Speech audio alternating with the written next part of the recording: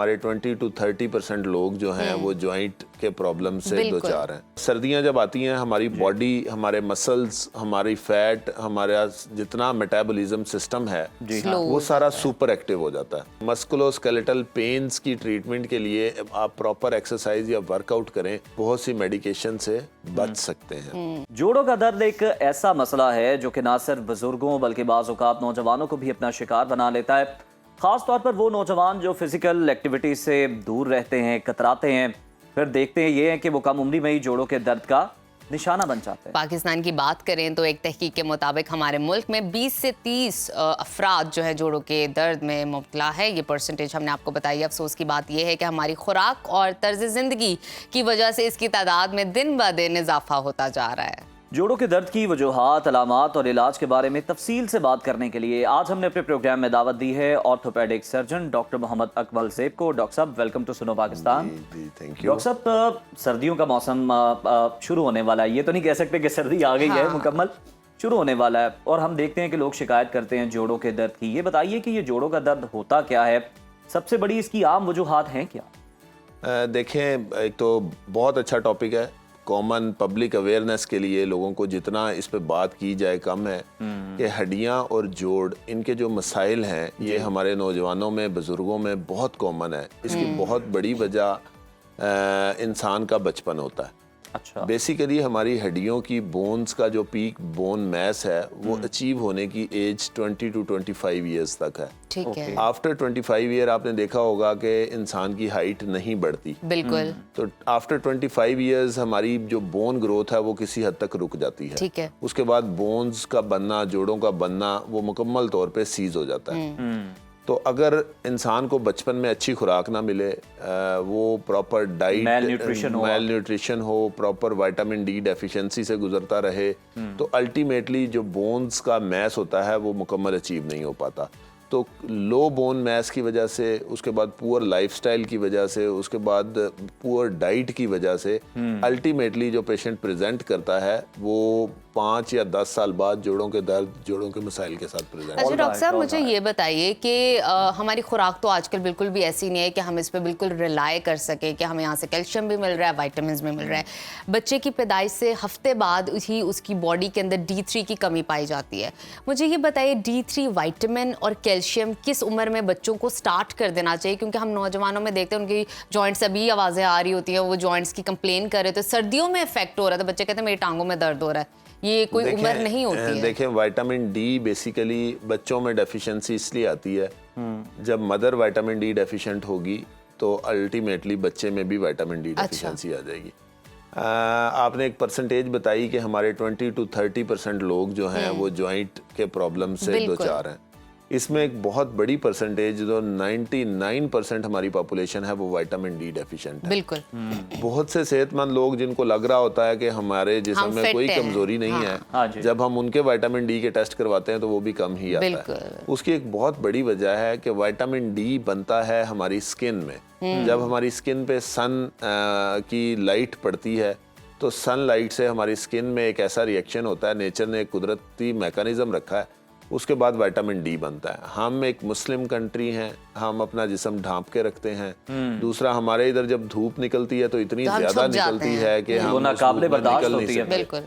तो अल्टीमेटली क्या होता है, हमारी बॉडीज जो हैं विटामिन डी डेफिशिएंट होना शुरू हो जाती हैं। इस विटामिन डी की डेफिशिएंसी की वजह से वो चलती रहती है और पता भी नहीं चलता।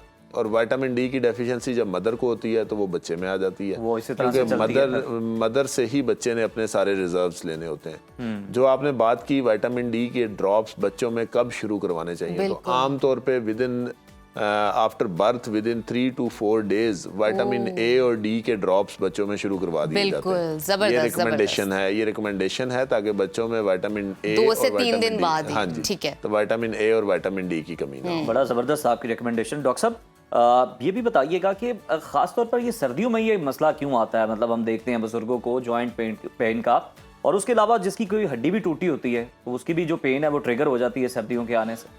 देखें, जो सर्दियां जब आती हैं हमारी बॉडी, हमारे मसल्स, हमारी फैट, हमारा जितना मेटाबॉलिज्म सिस्टम है वो सारा सुपर एक्टिव हो जाता है। अच्छा, उससे सुपर एक्टिव सुपर एक्टिव होता होता है, वो सुपर एक्टिव होके हमारी बॉडी के टेम्परेचर को मेंटेन रखता है। अच्छा, जब हमारा सर्दियों में हमारा बहुत ज़्यादा जो बॉडी का कंपटीशन होता है वो टेम्परेचर के साथ होता है। बिल्कुल ऐसे अगर है। आपकी बॉडी का टेम्परेचर मेंटेन नहीं रहेगा तो आपकी बॉडी काम नहीं कर सकेगी।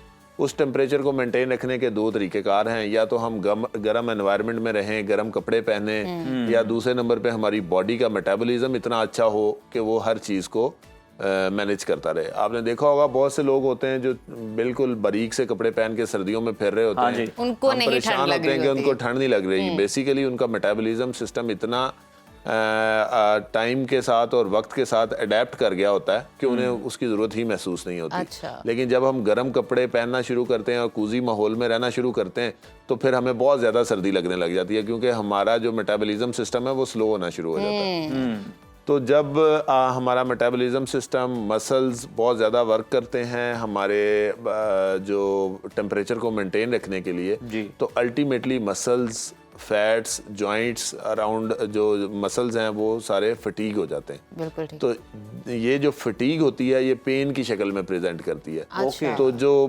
मरीज को लग रहा होता है कि मेरी बोन्स में पेन है या मेरी जोड़ों में दर्द है, वो बेसिकली मसल्स अराउंड जॉइंट्स होते हैं उनका पेन होता है। मसल स्टिफ हो जाते हैं क्रैम्प से। अच्छा डॉक्टर साहब, मुझे ये बताइए, औरतों में ये हड्डियों का प्रॉब्लम सबसे ज़्यादा है, वो जॉइंट्स का हो या स्वेलिंग का हो, हड्डियों में स्वेलिंग हो जाती है।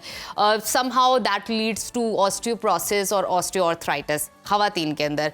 मुझे ये बताइए, खवातीन ऐसी कौन सी डाइट ले जिनसे उनकी हड्डियाँ बच जाएँ, स्ट्रॉन्ग रहें, हड्डियों का प्रॉब्लम ना आए, जॉइंट्स का प्रॉब्लम ना आए?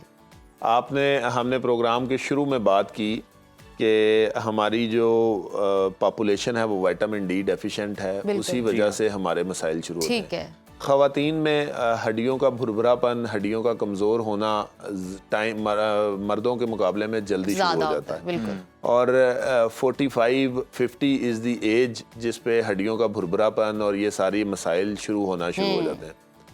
तो इसको लंबा करने के लिए या इसको डिले करने के लिए एक तरीका जो बहुत ज़रूरी है वो ये है कि जो बच्चे हैं उनकी को हम इतनी अच्छी डाइट दें कि जब बच्चा अपनी 20 इयर्स की एज तक या 25 इयर्स की एज तक maximum peak bone mass achieve कर सके। ये भी बता दें वो डाइट में क्या शामिल होना चाहिए, किस तरह की होनी चाहिए वो? नेचर ने कुछ सोर्सेज रखे हैं जो विटामिन डी और कैल्शियम के सोर्सेज हैं। हमें उनके करीब तरीन रहना चाहिए। दूध, दही, अंडे, सब्जियां, हरी सब्जियां, ये सारी चीज़ें। लेकिन हमारे जो बच्चे हैं, जो न्यू जनरेशन है, वो इन सारी चीज़ों से बहुत दूर हो चुकी है। और अगर आप दूध देना भी चाहें तो आपको उस तरह से प्योर फॉर्म में दूध मिलता नहीं है। बात कर लें, वो आजकल स्मार्ट रहने के चक्कर में डेयरी आइटम्स अवॉइड कर रहे हैं। तो उसका फिर उसका साइड इफेक्ट या उसका ड्रॉबैक ये हो रहा है कि हमारा बोन मैस जो है वो अचीव नहीं हो पाता। खवातीन में जो प्रॉब्लम्स बोन्स की आफ्टर 60s स्टार्ट होनी थी, वो पुअर बोन मैस होने की वजह से एट 45 ही आ जाती हैं। तो आपका सवाल पब्लिक अवेयरनेस के लिए है कि जो जितनी भी खवातीन है वो इन मसाइल से कैसे बच सकती हैं। पहले नंबर पे तो विटामिन डी की कमी नहीं होनी चाहिए। ठीक है। Regular after 2 years, after 3 years हमें हमारी फैमिलीज़ के, हमारे घरों में विटामिन डी के टेस्ट करवाते रहना चाहिए। और अगर डेफिशिएंसी हो तो मुस्तनद डॉक्टर से उसका मशवरा करके विटामिन की डेफिशिएंसी को पूरा करना चाहिए। डॉक्टर साहब, विटामिन D3 के टैबलेट्स मिलती हैं, वो भी ले सकते हैं क्या? और वो जो एक वीक का इंजेक्शन मिलता है D3 का, देखें इंजेक्शन, टैबलेट्स, सिरप्स, हर चीज़ वो भी रिकमेंडेशन से ली जाए डॉक्टर से। अवेलेबल है। बिल्कुल। लेकिन सेल्फ मेडिकेशन जो होती है वो हार्मफुल होती है। ये एक और इम्पोर्टेंट मैसेज है। हाँ जी, उसके लिए आपको प्रॉपर अपना टेस्ट करवा के, क्योंकि कुछ लोग जाते हैं फार्मेसी और फार्मेसी जाके मुझे ये प्रॉब्लम है, उसमें जो रेकमेंड किया कि वो खाना शुरू करें। फार्मेसी वाले भी आधे डॉक्टर हो जाते हैं। वो ना नहीं बोलते, वो आपको दे देते हैं। बेसिकली ये दुनिया में ऐसा कहीं कुछ नहीं होता। दुनिया में तो बड़ा कंट्रोल्ड सिस्टम है। आपको डॉक्टर की, आपको फार्मासिस्ट की प्रॉपर रिकमेंडेशन चाहिए होती है मेडिसिन लेने से पहले। अच्छा, लेकिन हमारे यहाँ डॉक्टर साहब एक तो ये गलतफहमी दूर कर दें पहले कि आजकल हमें ये बड़ा सुनने को मिल रहा है कि दूध जो है ना वो बहुत ज्यादा जरूरी नहीं है बड़ों के लिए। आप बताइएगा, आप इससे इत्तेफाक करते हैं या नहीं? और दूसरा सवाल ये कि यूरिक एसिड का क्या किरदार होता है इसमें हड्डियों के अंदर? देखें, दूध जो है वो बड़े हों, बच्चे हों, सबके लिए नेचर ने एक वाइटल डाइट रखी है। ओके। ठीक है, तो ये कहना कि दूध ज़रूरी नहीं है या बड़ों को दूध नहीं चाहिए होता, तो ऐसा बिल्कुल गलत है। दूध का इस्तेमाल बिल्कुल ठीक। एक हेल्दी डाइट का इम्पोर्टेंट कंपोनेंट है, तो हमें दूध का इस्तेमाल अपनी डेली लाइफ ये पैगाम मेरा ख्याल है पहुंच गया जाता है। अच्छा, दूसरा यूरिक एसिड वाला। यूरिक एसिड एक ऐसी चीज़ है, यूरिक एसिड हमारे जॉइंट्स पे अटैक करता है। यूरिक एसिड की बढ़ने की वजह से हमारे जॉइंट्स में पेन आती है। सही। तो एक कुछ ऐसे डाइट है जिसके एंड प्रोडक्ट के तौर पे यूरिक एसिड बनता है। फॉर एग्जांपल प्रोटीन्स हैं, मीट है, बीफ है या फिश है या दालें हैं, इन सारी चीज़ों की एंड प्रोडक्ट जो हमारी बॉडी में बनती है वो यूरिक एसिड है। नेचर ने एक ऐसा मैकेनिज्म रखा है कि वो यूरिक एसिड हमारी बॉडी से एक्सक्रीट हो जाता है। लेकिन सम टाइम हम अपनी जब डाइट को बैलेंस्ड नहीं रखते, हम प्रोटीन्स, फैट्स और कार्बोहाइड्रेट्स के कम्बिनेशन को प्रॉपर नहीं रख पाते, तो उससे ये होता है कि प्रोटीन्स हम ज़्यादा लेना शुरू कर देते हैं। प्रोटीन ज़्यादा ले रहे होते हैं, लाइफस्टाइल सेडेंटरी होता है, वर्कआउट नहीं करते, एक्सरसाइज नहीं कर रहे होते, तो अल्टीमेटली रॉ प्रोडक्ट इतनी ज़्यादा बनने लग जाती है कि जितनी वो एक्सक्रीट ही नहीं हो सकती बॉडी से, वो फिर बॉडी में जमा होना शुरू हो जाती है। तो उसके जो फेवरेट जॉइंट्स हैं वो हमारे फुट के जॉइंट्स होते हैं। सबसे पहले यूरिक एसिड जो है वो फुट को अटैक करता है, फिर नी तक आ जाता है, फिर कुछ लोगों को शोल्डर में भी रिपोर्ट हुआ है, एल्बो में भी रिपोर्ट हुआ है। लेकिन यूरिक एसिड के बढ़ने की वजह से मोस्ट कॉमन जो हमारे जॉइंट हैं वो फुट के अराउंड थंब जो जॉइंट होते हैं या ग्रेट टो जिसको हम कहते हैं, उसके जो जॉइंट्स होते हैं वो सबसे ज्यादा। डॉक्टर साहब, आपने नी पेन की बात की, इसके लिए कोई मतलब जिनको को बहुत ज्यादा नहीं है, नॉर्मल है और बड़ी फ्रीक्वेंटली होती है, उनके लिए कोई एक्सरसाइज अगर आप बताना चाहें? देखें, एक्सरसाइज या फिजियोथेरेपी जी, ये एक बहुत अच्छा अल्टरनेटिव है मेडिकेशन का। ठीक है। जब भी पेन, मस्कुलोस्केलेटल पेन्स की ट्रीटमेंट के लिए आप प्रॉपर एक्सरसाइज या वर्कआउट करें तो आप बहुत सी मेडिकेशन से बच सकते हैं। अगर आपकी बॉडी में न्यूट्रिएंट्स की, विटामिन्स की कमी नहीं है और मसल्स कमज़ोर हैं, पट्टे कमज़ोर हैं, इसकी एक ही वजह है कि उसको फिजियोथेरेपी या एक्सरसाइज की जरूरत है। ठीक है। एक बड़ी ही फेमस एक्सरसाइज है जो हम नी के पेशेंट्स को बताते हैं, उसको हम हैमस्ट्रिंग और क्वाड्स की स्ट्रेंथनिंग एक्सरसाइज कहते हैं। अच्छा। बिल्कुल ठीक। यूट्यूब पे, फेसबुक पे, इधर उधर हर जगह इजीली अवेलेबल है उसकी वीडियोस। उसमें बेसिकली हम स्ट्रेचेस करवाते हैं पेशेंट को, उसके फुट को स्ट्रेट करवा के क्वाड्स और हैमस्ट्रिंग मसल्स की स्ट्रेचेस देते हैं। तो जो क्वाड्स और हैमस्ट्रिंग है ये इनकी major attachment around knee joint होती है। तो जब ये मसल्स पावरफुल होते हैं तो ये नी की जो वेट बेरिंग कैपेसिटी है उसको इन्हांस कर देते हैं। ठीक है। जब वो इन्हांस होती है तो पेशेंट्स के बहुत से मसाइल या पेन्स हैं वो ऐसे ही हल हो सेटल डाउन हो जाते हैं। जाते हैं। बिल्कुल बिल्कुल ठीक। ठीक। बहुत शुक्रिया डॉक्टर साहब आपका।